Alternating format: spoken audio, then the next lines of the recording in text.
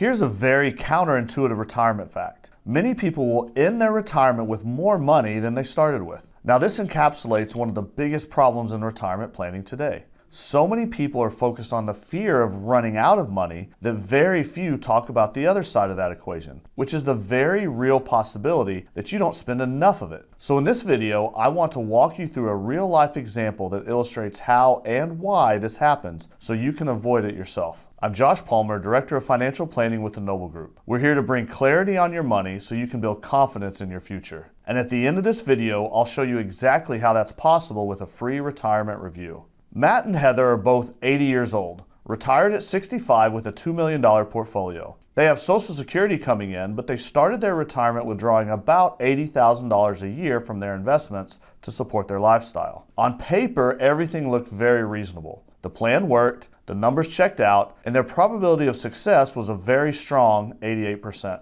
But over time, instead of their portfolio balance decreasing as they spent, it actually kept growing. Now, there are three distinct reasons why this happened to them. The first is spending patterns. Oftentimes, when people picture retirement, they're assuming their spending will stay level or maybe even increase over time. But in reality, spending tends to follow more of a curve. Early in retirement is when spending is usually at its highest. That's when people travel, take trips, enjoy hobbies, and really take advantage of the freedom they've worked for. But as the years go on, spending naturally slows down. Travel becomes less frequent, lifestyles become simpler, and by the later years of retirement, expenses are often significantly lower than they were at the beginning. With Matt and Heather, the first few years looked exactly like this. They were traveling multiple times a year, taking a big international trip, visiting family, doing projects around the house. Their spending was right in line with what we projected, if not slightly higher. But by their mid-70s, that started to change. Trips became shorter,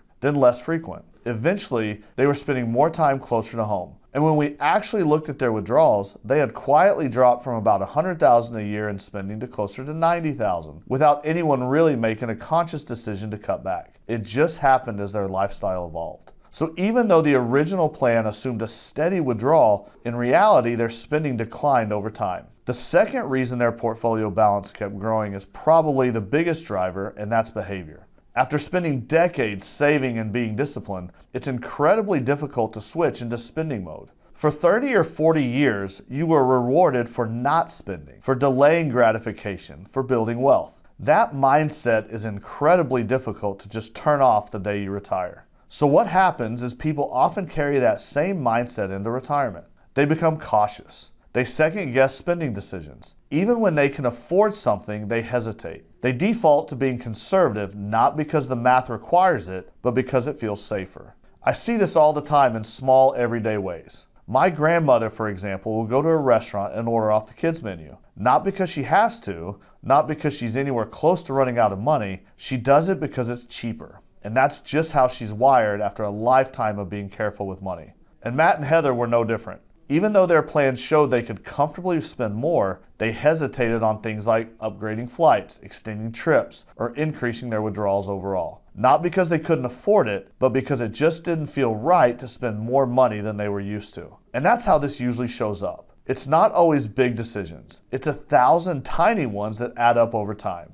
As a result, Matt and Heather consistently spent less than what their plan would have allowed. The third piece is investment growth. Even in retirement, portfolios are still invested. Matt and Heather weren't sitting in all cash. They had a balanced allocation, roughly 60% equities and 40% in bonds. Over time, markets typically grow. Not every year, but over longer periods, that potential for market growth can be meaningful. So now you have this combination. Their spending is gradually declining, their withdrawals are conservative, and their portfolio is still growing in the background. And when you put all of that together, something interesting happens. Even though they're taking money out, their portfolio doesn't decline the way most people expect. In fact, when we looked at their plan about 10 years into retirement, they had more than when they started. They began with $2 million, and despite taking income the entire time, their portfolio had still grown. And this is where having a real planning framework becomes so important. Because we're not just observing this after the fact, we're actually monitoring it along the way. One of the ways we do that is through Guardrails.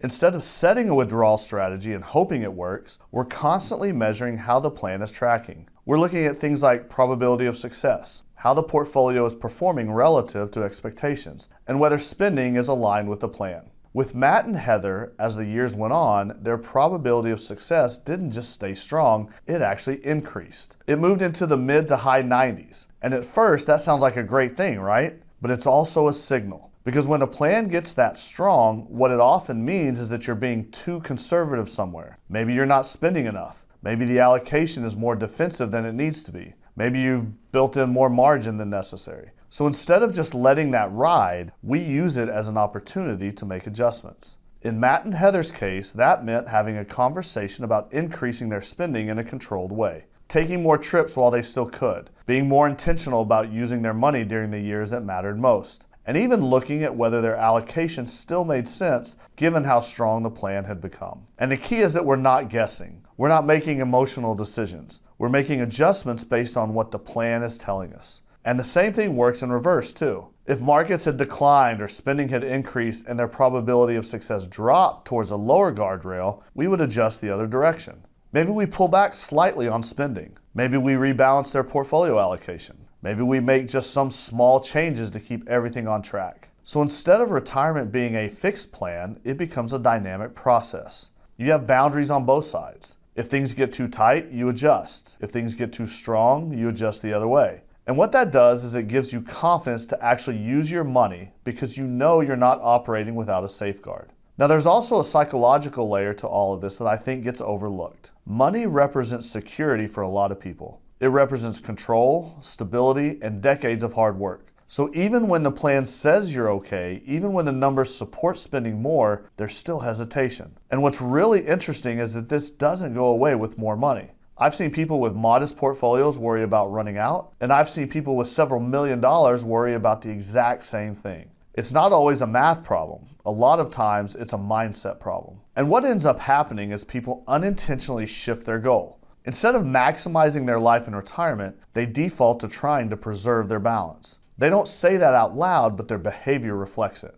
And the result is that they leave behind significantly more than they ever planned to. Now, leaving more money to family or charity can be a great outcome if that's your goal. But for many people, that's not the primary objective. The goal is to enjoy retirement, to use the money they worked so hard to build, and to have meaningful experiences along the way. And that's why this conversation matters. Because the biggest risk in retirement is not always running out of money. For a lot of people, especially those who have saved well, the bigger risk is not fully living the life that the money was meant to support. So the question becomes, how do you find that balance? How do you go from being a disciplined saver to a confident spender without feeling like you're putting your future at risk? It starts with having a clear plan. Not just a general idea, but a detailed understanding of your income, your expenses, your investments, and how all of that interacts over time. And when you combine that with guardrails, what you really have is a system that tells you when it's okay to spend more and when it makes sense to be more cautious. And that's a completely different feeling than just guessing. At the end of the day, the goal of retirement planning is not to die with the biggest number possible. It's to use your resources in a way that supports the life you want to live. And for a lot of people, that means reframing the risk. Yes, running out of money is a risk, and it's one we plan carefully around, but so is the risk of not spending it. So if you've done the work, if you've saved consistently, if you've built a solid foundation, the conversation shouldn't just be about preservation. It should also be about permission. Because the reality is, for many retirees, the math is better than they think. The challenge is believing it. So click the link in the description or scan the QR code on screen to connect with us. Let us know about your unique situation and schedule a free retirement review so you can make sure you're ready to experience the retirement you truly deserve. Thanks for watching.